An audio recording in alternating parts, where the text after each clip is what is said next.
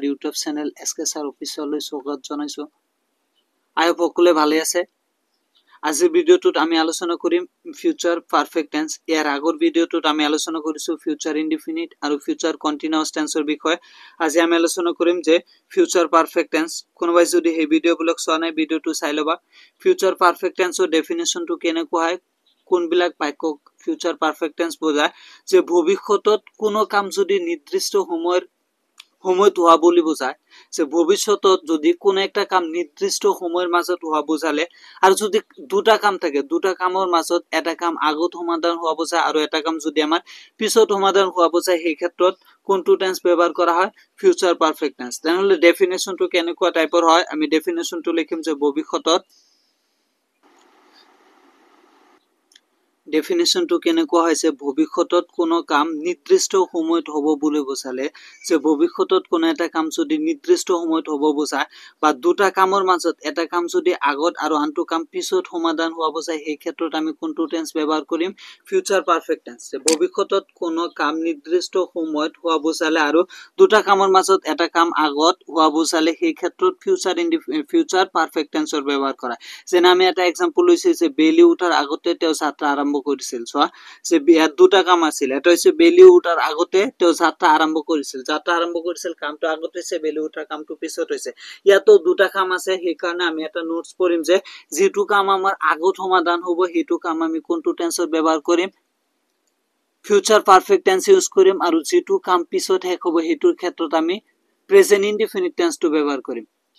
So ইয়াত notes এটা লিখিছো যে আগত হোৱা কামটো ফিউচাৰ পাৰফেক্ট টেন্স আৰু পিছত হোৱা কামটো ফিউচাৰ ইনডিফিনিট টেন্সত কৰিব লাগে। এইটো ভালদৰে মনত ৰাখিব যে ফিউচাৰ যে প্ৰেজেন্ট ইনডিফিনিট টেন্সত কৰিব লাগে। তোমালোকে ফিউচাৰ ইনডিফিনিট যাতে কৰি নিদিয়া। যেটো আগত শেষ হ'ব সেইটো ফিউচাৰ পাৰফেক্ট, যেটো পিছত শেষ হ'ব এইটো প্ৰেজেন্ট ইনডিফিনিট টেন্সত কৰিব লাগিব আমাৰ। এতিয়া আমি চাম ইয়াৰ ফিউচাৰ পাৰফেক্ট টেন্সৰ ষ্ট্ৰাকচাৰটো কেনেকুৱা হয়। ফিউচাৰ পাৰফেক্ট টেন্সৰ আমাৰ ষ্ট্ৰাকচাৰটো কেনেকুৱা হয়,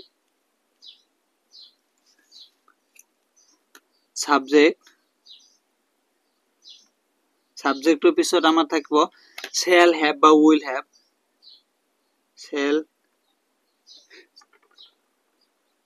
এনেকৈ লিখিব সাবজেক্ট প্লাস shall বা will প্লাস আমাৰ এটা থাকিব have, পিছত মেইন ভাৰ্বৰ past participle form, যেটো verb 3 আছে আমাৰ মেইন ভাৰ্বৰ v3, মেইন ভাৰ্বৰ past participle plus object plus বাকি যেখানে থাকিব আমাৰ এক্সটেনশন। বুঝিলা না? তেনেহলে আমাৰ ফিউচাৰ পাৰফেক্ট টেন্সৰ ষ্ট্ৰাকচাৰটো কেনেকুৱা হয়, সাবজেক্ট প্লাস shall বা will থাকিব, তাৰ লগত এটা have লগ লগাই দিম, shall have বা will have হ'ব, পিছত মেইন ভাৰ্বৰ যেটো past participle form plus object। মনত থাকিব না? এটো মুখস্থ কৰি লোৱা, বহুত ইম্পৰ্টেন্ট হয় ষ্ট্ৰাকচাৰ খিনি। যে সাবজেক্ট কি কি আমাৰ সাবজেক্ট প্লাস shall বা will plus have plus main ভাৰ্বৰ past participle প্লাস object। মনত থাকিব না? এটা আমি কেইটামান এক্সাম্পল চাও। এটা আমি কেইটামান এক্সাম্পল লৈছো যে এটা এক্সাম্পল বেলি উঠাৰ আগতে তেওঁ যাত্ৰা আৰম্ভ কৰিছিল। ইয়াত কোনটো কাম আগত হৈছে, যাত্ৰা আৰম্ভ কৰিছিল। আমি কি লিখিছো ওপৰত যে যেটো কাম আগত শেষ হ'ব এইটো প্ৰেজেন্ট ফিউচাৰ পাৰফেক্ট টেন্স, যেটো পিছত শেষ হ'ব এইটো প্ৰেজেন্ট ইনডিফিনিট টেন্সত কৰিম। তেনেহলে ইয়াত বেলি উঠাৰ আগতে তেওঁ যাত্ৰা আৰম্ভ কৰিছিল। কোনটো কাম আগত হৈছে, যে যাত্ৰা আৰম্ভ কৰিছিল, এইটো কাম আগত হৈছে। যে কোনে যাত্ৰা আৰম্ভ কৰিছিল, তেওঁ। তেতিয়াহলে আমি লিখিম যে হি সাবজেক্ট, সাবজেক্টৰ পিছত shall বা will প্লাস have হ'ব, she will have, পিছত মেইন ভাৰ্বৰ past participle, মেইন ভার্ব কি আমার আরম্ভ করা, আরম্ভর ইংলিশ কি স্টার্ট, past participle form হইছে started, he will have started, কি স্টার্টেড করেছিল, journey, he will have started the journey before sunrise। So এইটো প্রেজেন্ট ইনডিফিনিট টেন্সত হৈছে sunrise, যে he will have started the journey before sunrise। Next example লৈছো আমি যে তেওঁ অহাৰ আগতে মই কামটো শেষ কৰি লৈছিল। এটা নিৰ্দিষ্ট সময়ৰ ভিতৰত কামটো শেষ কৰিছিল। কোনটো কাম আগত হৈছে, কামটো শেষ কৰা। কোনে কামটো শেষ কৰিছিল, I will, কি হ'ব, I will have completed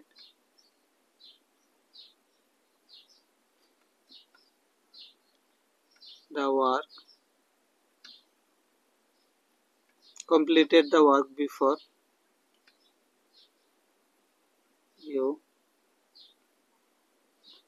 he came.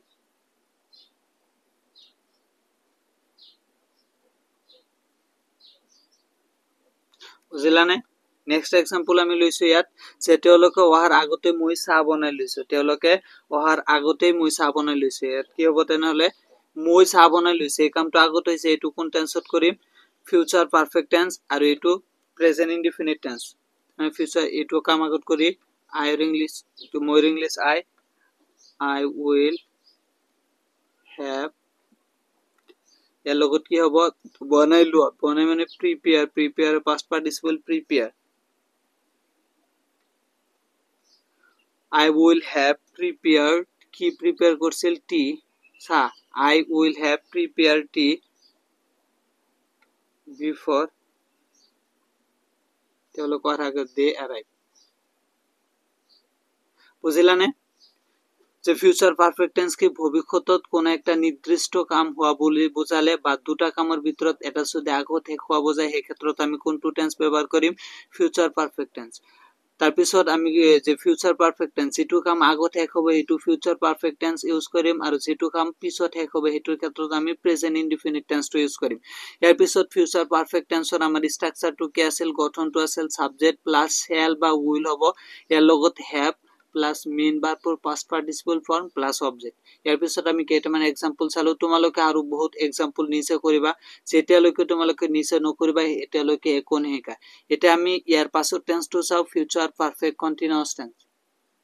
এটা লৈছো যে future perfect continuous tense. Future perfect continuous টেন্সটো কি? ফিউচাৰ মানে ভবিষ্যত, কন্টিনিউ মানে কোনো এটা কাম চলি থাকিব। তো ইয়াৰ ডেফিনেশনটো কেনেকৈ হ'ব? যে ভবিষ্যতত কোনো কাম চলি থকা বুজালে আৰু মাজত যদি আমাৰ সময় উল্লেখ থাকে, যে ভবিষ্যতত কোনো এটা কাম চলি থাকিব আৰু তাৰ মাজত যদি আমাৰ সময় উল্লেখ থাকে, সেই ক্ষেত্ৰত আমি কোনটো টেন্স ব্যৱহাৰ কৰিম?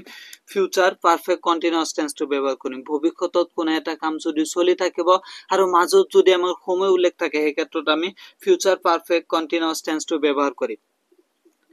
হলনে? এতিয়া ডেফিনেশনটো লিখি লৈছো।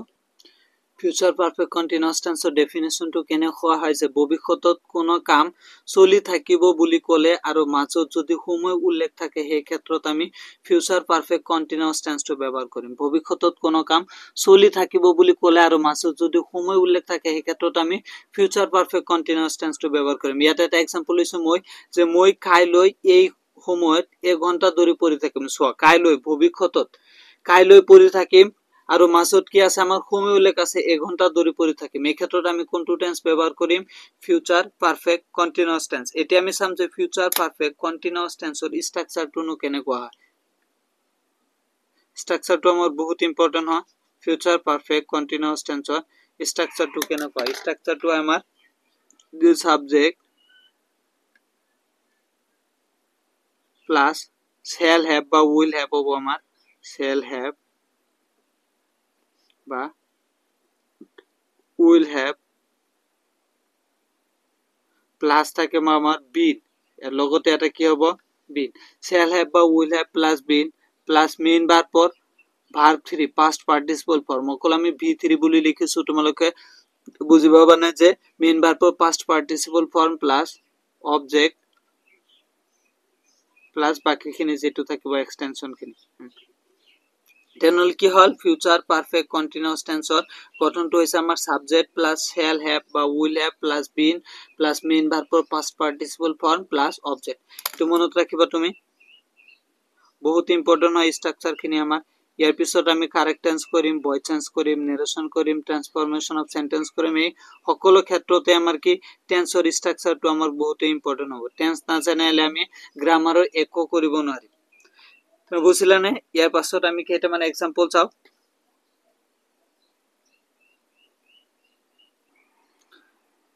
আমি ইয়াত দুটা এক্সাম্পল লৈছো, যে এটা মই কাইলৈ এই সময়ত 1 ঘন্টা ধৰি পঢ়ি থাকিম। চোৱা, কামটো চলি থাকিব আৰু মাজত কি আমাৰ সময়টো উল্লেখ আছে। তেনেহ'লে ইয়াত কি হ'ব? ষ্ট্ৰাকচাৰ হিচাপে ফাৰ্ষ্টত সাবজেক্টটো হৈছে আমাৰ আই লগত উইল, আই উইল হ্যাভ, এৰ লগত আমাৰ থাকিব কি bin, I will have been পিছত ভাৰ্বৰ আমাৰ past participle